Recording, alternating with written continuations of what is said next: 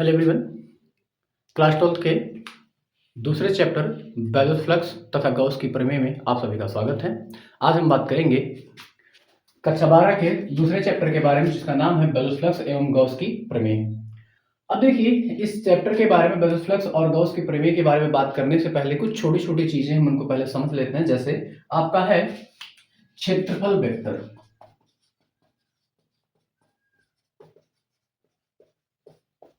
पहला है आपका एरिया वेक्टर। ये क्या होता है, याद रखिएगा। किसी समतली क्षेत्रफल के, ठीक है, किसी समतली क्षेत्रफल के लंबवत खींचे गए एकांक वेक्टर को हम क्या कहते हैं? क्षेत्रफल वेक्टर कहते हैं। जैसे इस चीज को समझने के लिए मान लेते हैं कि यहां पर एक आपका क्या है, एक क्षेत्रफल है जिसका जिसका क्षेत्रफल क्या है, ए है। अब इसके लंबवत खींचे गए वेक्टर यानी कि ये, ठीक है, ये वेक्टर, इस क्षेत्रफल और इस एकांक वेक्टर का जो गुणनफल होगा वो हमारा कहलाता है क्षेत्रफल वेक्टर। वो हमारा क्या कहलाता है? क्षेत्रफल वेक्टर। तो इसकी अगर डिफिनीशन देनी पड़ जाए, इसको हम बताना पड़ जाए, कैसे बताएंगे? तो सीधे से लिखिए, किसी समतलित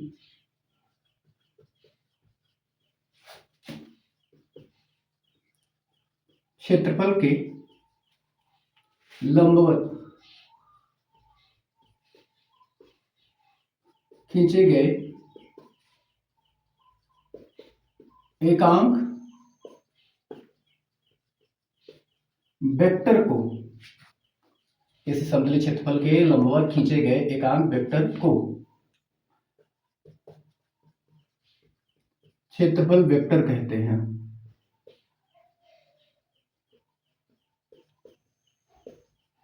इसे क्या कहते हैं? क्षेत्रफल वेक्टर। वो चीज हमारी आ जाती है A equal to N cap into में ए, जहां पर ए क्या है? एकांक वेक्टर है।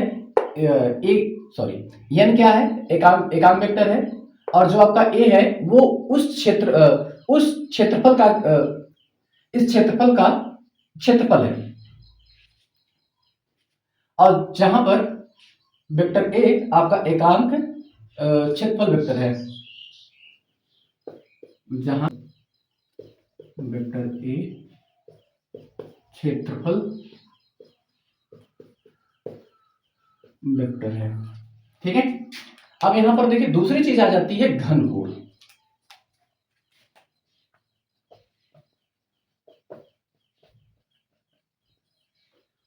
अब देखो,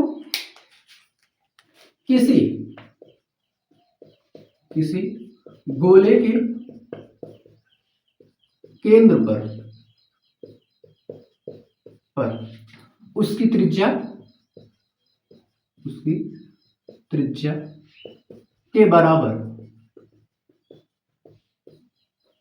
ठीक है, उसकी त्रिज्या के बराबर आंतरिक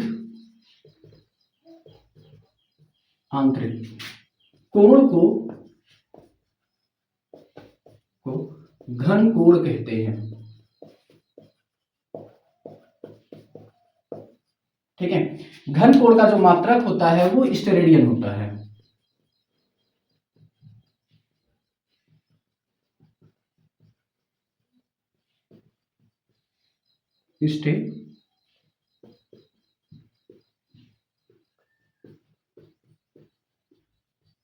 स्टेरेडियन होता है, ठीक है। अब याद रखिएगा कि अगर मान लेते हैं कि ये आपका एक गोला है जिसके केंद्र से आर त्रिज्या पर यहां पर एक चाप आंतरित किया गया है, और यहां पर बनने वाला कोण क्या है? डी ओमेगा है। और ये त्रिज्या जो है, ये क्षेत्रफल जो है वो आपका क्या है? डी ए है। और ये जो आपका यहां से यहां तक त्रिज्या है, ये क्या है? आपका आर का स्क्वायर। अगर हम यहाँ पे घन कोण की बात करेंगे तो डी ओमेगा इक्वल टू आता है डी ए अपान में आर का स्क्वायर। ये आपका क्या आता है? D omega equal to D A upon में आर का स्क्वायर। तो देखिए, एक परिभाषा हम यहां से भी निकाल सकते हैं कि आपका घन कोण क्या होगा। किसी गोलीय पृष्ठ का क्षेत्रफल, पृष्ठ का चाप,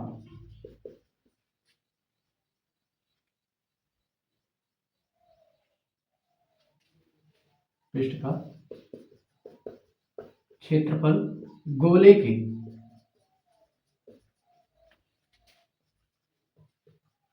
केंद्र पर जो कोण आंतरित करता है, जो कोण आंतरित करता है उसे घन कोण कहते हैं।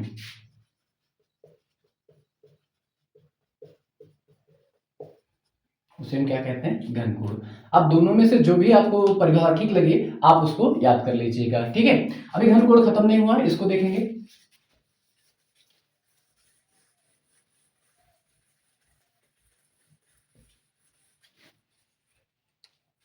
यदि डी ओमेगा इक्वल टू कितना हो जाए 1, वो मान यहां पे रख देंगे, तो डी ए इक्वल टू आ जाएगा आर स्क्वायर का, ठीक है। तो यहां पर देखिए एक स्टेरेडियन की अगर बात करेगा कि एक स्टेरेडियन किसे कहते हैं, तो इतना आ जाएगा। यहां से अगर एक स्टेरेडियन पूछ लेता है, एक स्टेरेडियन कोण, ठीक है, स्टेरेडियन कोण। अगर इसके बारे में पूछता है कि ये क्या होता है, तब देखिए उसको हम कैसे बताएंगे, क्योंकि हम जानते हैं डी ओमेगा इक्वल टू कितना होगा 1, तो ये क्या कहलाएगा? एक स्टेरेडियन। ये होगा कब? जब उसका जो यहाँ पे काटा गया क्षेत्रफल है या चाप है वो उसकी त्रिज्या के क्या हो? 2 गुने के बराबर हो, तो वहां पे जो कोण बनेगा वो आपका क्या कहलाएगा? वो कहलाएगा एक स्टेरेडियन। फिर से समझना कि एक स्टेरेडियन कब होगा? जब यहां पे लगाया गया चाप ये त्रिज्या यानी कि त्रिज्या के क्या होगा? वर्ग के बराबर होगा, तो वो चीज हमारा कहलाएगा कितना? एक स्टेरेडियन। बात समझ में? देखिए एक स्टेरेडियन वह कोण होता है जो गोले के केंद्र पर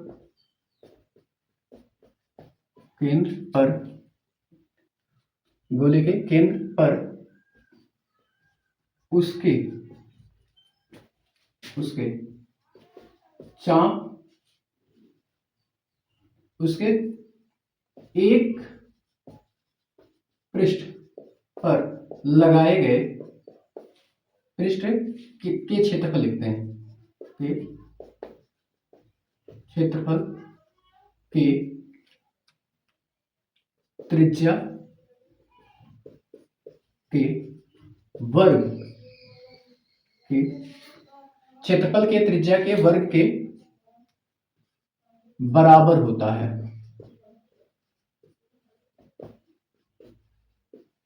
ठीक है। उसे हम कहते हैं एक स्टेरेडियन। बात समझ में आई? ठीक है, इतना नोट कीजिए, फिर हम आगे बात करते हैं। वैद्युत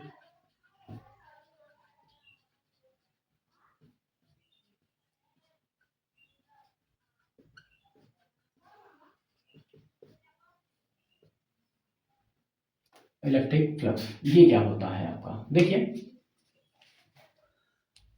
किसी बंद पृष्ठ से गुजरने वाला कुल वैद्युत बल रेखाओं की संख्या के माप को हम क्या कहते हैं? वैद्युत फ्लक्स कहते हैं, ठीक है। देखिए डिफिनेशन क्या है? किसी काल्पनिक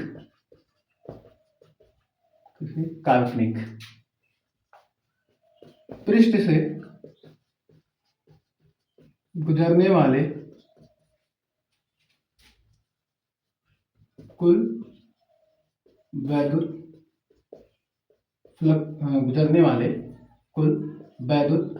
बल रेखाओं की संख्या के माप को वैद्युत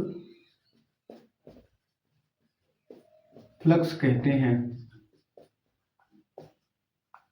वैद्युत फ्लक्स कह लेते हैं। चलिए हम इस चीज को मान लेते हैं कि ये माना एक विद्युत क्षेत्र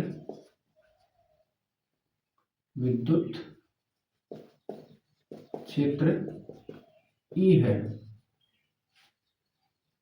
जिससे जिसका क्षेत्रफल ए है। अब देखो हम ऐसे मानेंगे कि हमारे पास एक क्षेत्रफल है जो कि हमारा क्या है, एक क्षेत्रफल है जिसके वैल्यू क्षेत्र क्या है आपका ई है और इसका क्षेत्रफल क्या है ए है। अब इससे हम गुजरने वाले वैल्यूज फ्लक्स की संख्या ज्ञात करेंगे कि वैल्यूज फ्लक्स क्या है। ठीक है, सबसे पहला काम क्या करते हैं, हम यहाँ पे एक छोटा सा अल्पांश अवयव काट लेते हैं जो कि हमारा क्या है डीए। अब अल्पांश अवयव डीए काट लेंगे तो याद रखिएगा यहां से जो गुजरने वाला चुंबकीय क्षेत्र होगा वो वेक्टर ई हो जाएगा और क्षेत्रफल वेक्टर के हिसाब से हम जानते हैं कि जो क्षेत्रफल वेक्टर आता है वो उस पृष्ठ के हमेशा लंबवत आता है, तो इस पृष्ठ के लंबवत क्या हो जाएगा डी ए। ठीक है, तो चुंबकीय फ्लक्स विद्युत फ्लक्स की बात करेंगे तो फाई ई इक्वल टू आपका हो जाएगा E vector E D A, ये आपका आ जाएगा। हमेशा एक चीज याद रखिएगा कि अगर जब भी वेक्टर की बात करेगा वेक्टर को हटाने के लिए हम इस्तेमाल करते हैं आपका किसका, कॉस थीटा का, तो ई डी ए क्या आ जाएगा आपका कॉस थीटा। ठीक है, ये हमारा इतना आ जाएगा। अब यहां पर इस बात को समझेंगे कि दोनों की दिशा समांतर है, वेक्टर ई तथा डी ए की दिशा समान है, अतः थीटा बराबर 0 अंश, तो cos 0 अंश बराबर 1, तो ये हो जाएगा phi E equal to E D A, ये आपका इतना आ जाएगा। अब देखो ये छोटे से अवयव से गुजरने वाला क्या है आपका विद्युत फ्लक्स है। अगर हम पूरे क्षेत्रफल से, संपूर्ण क्षेत्रफल से गुजरने वाला अगर हम फ्लक्स ज्ञात करें तो पृष्ठ से गुजरने वाला विद्युत फ्लक्स या सिर्फ फ्लक्स लिखते हैं। जब संपूर्ण पृष्ठ से गुजरने वाला ज्ञात करेंगे तो याद रखिएगा एक साथ समाकलन हो जाएगा, फाई ई इक्वल टू ई समाकलन या ए डी ए हो जाएगा। जब इसका समाकलन करेंगे तो ए आएगा, तो यहां पे आ जाएगा ई। ये आपकी क्या आ गई कि किसी बंद पृष्ठ से गुजरने वाला क्या आपका ज्ञात हो गया विद्युत फ्लक्स। हम किस प्रकार से ज्ञात कर सकते हैं, जहां पे ई क्या है, ई आपका क्या है वैद्युत क्षेत्र की तीव्रता है। ए की अगर बात करेगा तो ये उस बंद पृष्ठ का क्या है क्षेत्रफल है, और फाई ई जो है ये रिप्रेजेंट कर रहा है आपका किस चीज को, वो रिप्रेजेंट कर रहा है वैद्युत फ्लक्स को। अब यहां पे याद रखिएगा अगर मात्रक क्या होगा,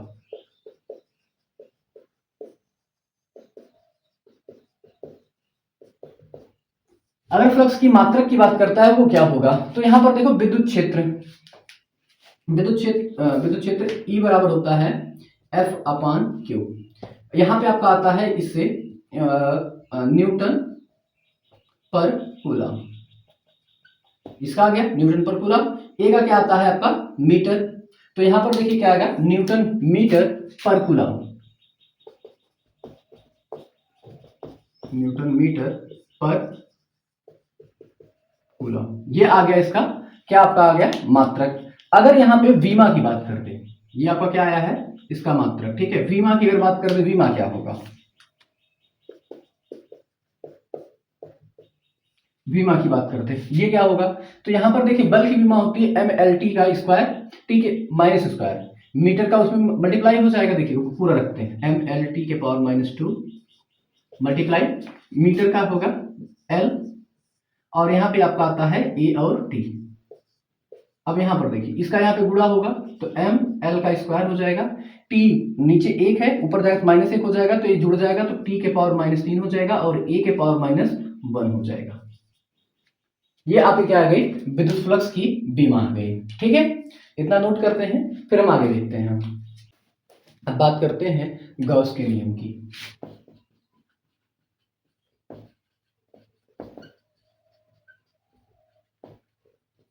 गॉस के नियम और विद्युत फ्लक्स में बस थोड़ा सा ही अंतर है। ठीक है, वहां पर भी एक हम काल्पनिक पृष्ठ मान रहे थे जिससे हमारी बल रेखाएं गुजर रही थी, यहां पर भी हम वही सेम काम करेंगे। यहां पर भी हम क्या मानेंगे आपका एक पृष्ठ मानेंगे बट थोड़ा सा अलग होगा। देखिए क्या होगा, किसी किसी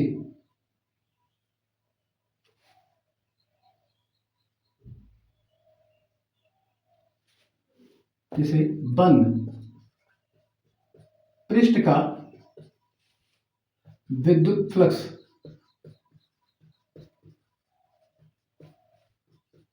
फाई ई उस पृष्ठ से गुजरने वाले कुल आवेश क्यू का 1/ε0 गुना होता है। अब परिभाषा के अकॉर्डिंग हम अगर निकालें तो यहां पर देखिए हमारा क्या आएगा, फाई ई इक्वल टू आ जाएगा क्यू अपान में ε0। हम क्या आ जाएगा, फाई इक्वल टू क्यू अपान ε0। ये चीजें हमारी आ जाएंगी।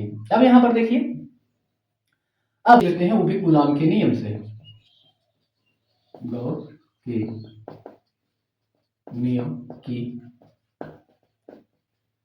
उत्पत्ति कूलाम के नियम से।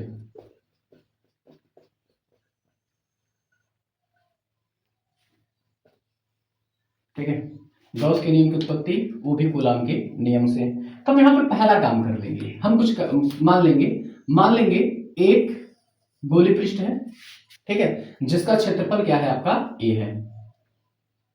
ठीक है, इसके केंद्र पर मान लेंगे कोई आवेश रखा गया है, ठीक है, और इसके केंद्र से आर दूरी पर मान लेते हैं ये आर दूरी पर। ठीक है, हम क्या करेंगे, यहां पर हम ज्ञात करेंगे विद्युत फ्लक्स।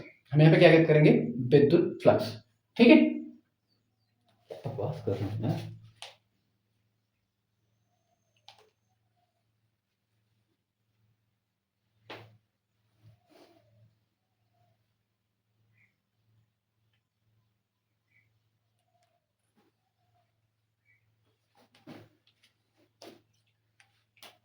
ये आर है, ठीक है, हम इस आर पर क्या करेंगे, एक अल्पांश अवयव काट लेंगे, इस अल्पांश अवयव का नाम रखेंगे डीए। अब हम इस जगह से भी इस पर क्या डाल देंगे, एक लंब डाल देंगे। ठीक है, अब अगर हम यहाँ पे बात करें, क्योंकि ये प्लस क्यू आवेश दिया गया है, देखिए इस चीज को आप खुद से मानना पड़ेगा। हम मान लेते हैं कि एक गोली चालक है जिसका क्षेत्रफल क्या है, ए है, जिसके केंद्र ओ पर एक आवेश प्लस क्यू रखा गया है, जिससे आर दूरी पर, ओ से कितनी दूरी पर, आर दूरी पर एक अल्पांश अवयव क्या काटा गया है आपका, डी ए काटा गया है। तो डी ए से होकर गुजरने वाले हम विद्युत फ्लक्स को ज्ञात करते हैं। ठीक है, मानने वाला काम आप खुद से कर लीजिएगा, हम डायरेक्टली डेरिवेशन की बात करते हैं, ठीक है। माना डी ए या अल्पांश क्षेत्रफल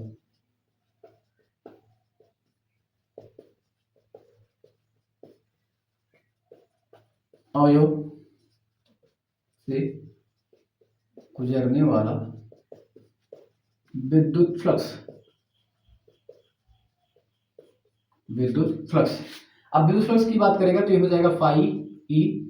अब यहाँ पे एक चीज ध्यान देने योग्य बात है कि आपका ये क्षेत्रफल है, तो ये क्षेत्रफल का इसका जब वेक्टर निकालेंगे तो ये आएगा डी ए, और यहां पर जब इसकी बात करेंगे चुंबकीय विद्युत क्षेत्र की तो आएगा ई। तो फाई ई बराबर हमको क्या मिल जाएगा, फाई ई बराबर फिर से मिल जाएगा वेक्टर ई डी ए।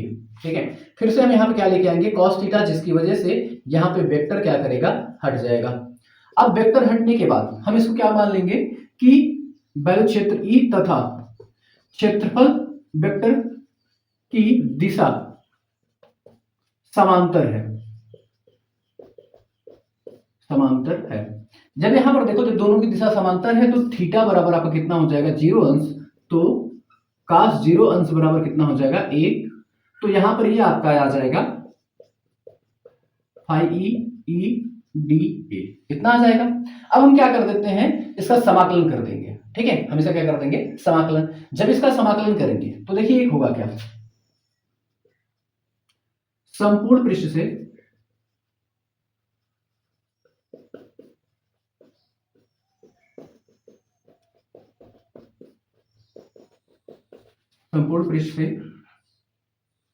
गुजरने वाला फ्लक्स। जब संपूर्ण पृष्ठ की बात करेगा तो यहाँ पे समाकलन आ जाएगा, ये हो जाएगा फाई ई इक्वल टू ई समाकलन ए इंटू में डी ए, ये आपका आ जाएगा।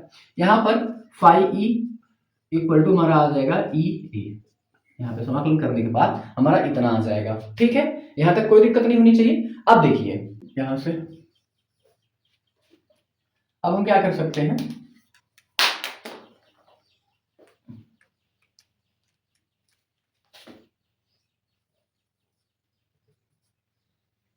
अब देखिए हम इसको क्या कर सकते हैं, यहां से E बराबर हम जानते हैं 1/4 एप्सिलॉन 0 Q बटे में R का स्क्वायर होता है। ये मान रखेंगे समीकरण नंबर 1 में, समीकरण 1 से। जब समीकरण 1 की बात करेंगे तो फाई इक्वल टू हो जाएगा ई की जगह पे रख रहे हैं तो ई कहाँ से आएगा 1/4 एप्सिलॉन 0, यहाँ पे आपका आ जाएगा क्यू और यहाँ पे आ जाएगा D A cos theta R का स्क्वायर, ये आपका इतना आ जाएगा। ठीक है, अब यहाँ पे हम क्या कर लेते हैं, कुछ मान लेंगे। अब देखो इसको क्या कर लिया जाएगा, यहाँ पे डी ए कॉस थीटा बटे में आर का स्क्वायर बराबर आता है डी ओमेगा, जो कि क्या है, एक घन कोण है। ठीक है, अब यहाँ पे आपका आ जाएगा phi E equal to Q बटे में 4 एप्सिलॉन 0, इसका हम कर देंगे समाकलन, डी ओमेगा कर देंगे हम समाकलन। डी ओमेगा का जब समाकलन करेंगे, जब डी ओमेगा का समाकलन करेंगे तो ये आ जाएगा क्यू बटे में 4 एप्सिलॉन 0 और इनटू में आ जाएगा 4 क्योंकि यहाँ पे ओमेगा इक्वल टू आता है 4 जब हम क्या करेंगे इसका समाकलन। ठीक है, तो यहाँ पे देखिए फाई ई, ये 4 कट जाएगा तो फाई ई इक्वल टू आ जाएगा क्यू अपान में 4 तो गायब हो गया, यहाँ पे आ जाएगा एप्सिलॉन 0। तो देखिए यहाँ पे हमने कूलाम के नियम की सहायता से हमने क्या निकाल लिया है कि किसी बिंदु गॉस का नियम की उत्पत्ति कर ली है। देखिए यहाँ पे फिर से एक बार अच्छे से समझेंगे इसको। हम एक काम कर लेंगे, मान लेंगे कोई एक बंद पृष्ठ है जिसका क्षेत्रफल क्या है, ए है, जिसका केंद्र क्या है, ओ है। ओ पर एक आवेश रखा गया जो कि प्लस क्यू है। इससे आर दूरी पर एक अल्पांश अवयव डीए काटा गया है। डीए अल्पांश अवयव से का जो क्षेत्रफल वेक्टर आएगा वो वेक्टर ई होगा और इससे गुजरने वाला जो विद्युत क्षेत्र की तीव्रता होगी वो वेक्टर ई आएगी। मान लिया अल्पांश अवयव से गुजरने वाला जो विद्युत फ्लक्स है वो आपका इतना है, तो यहाँ पे जब इतना है तो इसको हटाने के लिए यहाँ पे क्या आ जाएगा cos थीटा। तो cos थीटा आ जाएगा वेक्टर को हटाने के लिए। वेक्टर ई और डी ए की दिशा समांतर है तो थीटा बराबर 0 अंश का मान होता है ए, तो फाई ई इक्वल टू आ जाएगा ई डी ए। संपूर्ण पृष्ठ से गुजरने वाला फ्लक्स की अगर बात करेगा तो यहाँ पे इसका हम क्या कर देंगे समाकलन, तो हमारा आ जाएगा ये।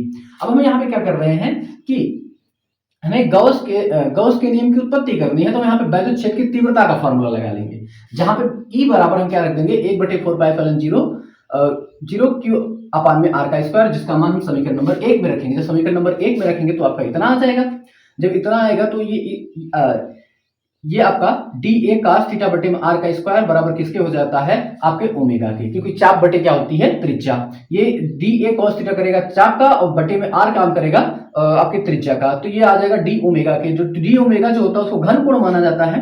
Phi E equal to Q बटे में 4 एप्सिलॉन 0 आ जाएगा। डी ओमेगा का हम क्या कर देंगे, समाकलन। डी ओमेगा का समाकलन करते हैं तो आता है 4 क्या आएगा, 4 पाई क्या आता है, तो 4 पाई और 4 पाई को नीचे कट जाएगा तो फाई इक्वल टू आ जाएगा, फाई ई इक्वल टू आ जाएगा क्यू अपान में एप्सिलॉन 0। ये है आपके गॉस के नियम की व्युत्पत्ति, इसको नोट कर लीजिए। अगर मान लिया जाए कि कोई निकाय हो और उस निकाय में अनंत आवेश उपस्थित हो, ठीक है, माना किसी निकाय में एक से अधिक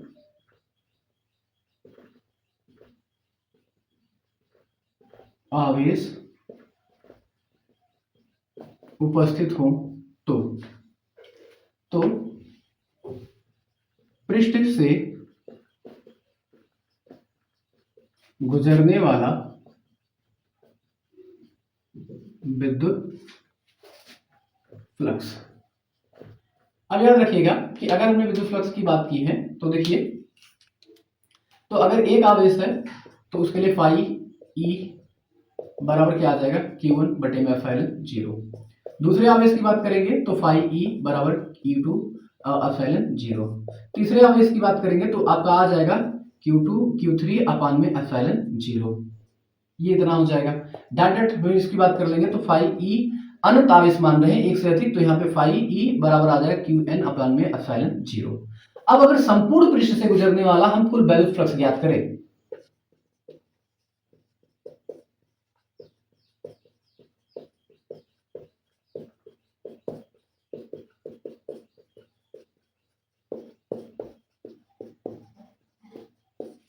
अगर संपूर्ण पृष्ठ से गुजरने वाला बैलेंस फ्लक्स ज्ञात करें तो ये फाई ई बराबर क्या हो जाएगा, ये सारे योग हो जाएंगे।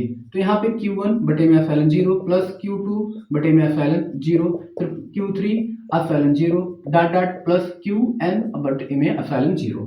पूरे में अगर कॉमन की बात करता है तो पूरे में कॉमन है 1 बटे एप्सिलॉन 0, तो यहाँ पे Q1 प्लस में Q2 प्लस में Q3 प्लस डॉट डॉट आपका कितना आ जाएगा Qn के। ठीक है, अगर इस चीज की बात करेगा तो फाई ई इक्वल टू हो जाएगा 1 बटे में एप्सिलॉन नॉट, ये आ जाएगा समेशन क्यू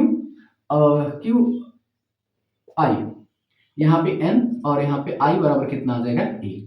यहाँ पे अगर किसी निकाय में एक से अधिक आवेश उपस्थित हो तो उसके कारण आपका क्या आ जाएगा, जो बैलेंस फ्लक्स आएगा वो आपका इतना आएगा। यहाँ पर देखिए ये समेशन या सिग्मा इसको बोला जाता है। यहाँ ऊपर n का मतलब है कि जो आवेशों की संख्या है वो n तक है, और i का मतलब होता है इनिशियल, यानी कि प्रारंभ कितने से होगा, 1 से लेकर कहां तक जाएगा, अनंत तक। समेशन का मतलब होता है कि n पदों का क्या होता है, योग। ठीक है, ठीक है, ये नोट कर लीजिएगा। उम्मीद करते हैं मेरे द्वारा दी गई जानकारी आपको समझ में आई होगी। अगर जानकारी समझ में आए तो मेरे चैनल को लाइक शेयर और सब्सक्राइब जरूर करें। ठीक है, अभी इसके अगले पार्ट में हम बात करेंगे गॉस के नियम का अनुप्रयोग। अगर ये चीजें आपको याद रहेंगी तो वो भी सारी चीजें आपको अच्छे से आ जाएंगी। ठीक है, तो मिलते हैं अगले पार्ट में।